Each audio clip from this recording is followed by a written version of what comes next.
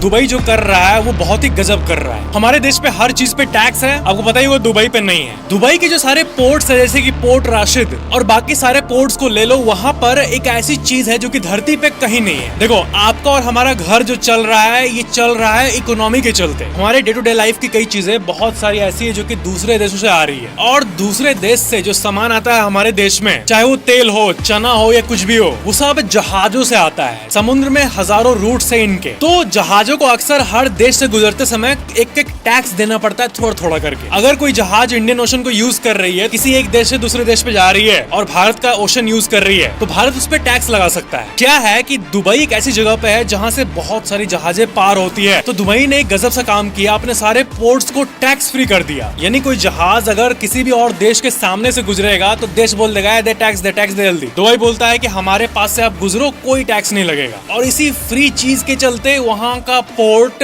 बहुत इंपॉर्टेंट हो गया पूरे विश्व के लिए। और आप यकीन नहीं करोगे, दुबई के पोर्ट्स जो है वो वहाँ के जीडीपी का 24% है। जीडीपी का 24% पोर्ट से आता है, क्योंकि इतना सारा जहाज जाता है, वहां से रुकता है, इकोनॉमिक एक्टिविटी होती है। और ये सब किस लिए? टैक्स फ्री वाले स्ट्रेटेजी के लिए, कि सबको पता है, सबके दिमाग में बैठा हुआ सेट है कि हाँ दुबई मतलब नो टैक्स, जीरो टैक्स। जहाज के आने जाने पे भी टैक्स नहीं, इनकम टैक्स नहीं, जीएसटी नहीं, कुछ भी नहीं। तो हाँ भाई, ये जो नो टैक्स वाला सीन है, इस पे जो काम दुबई कर रहा है वैसा शायद ही कोई और देश कर पाए।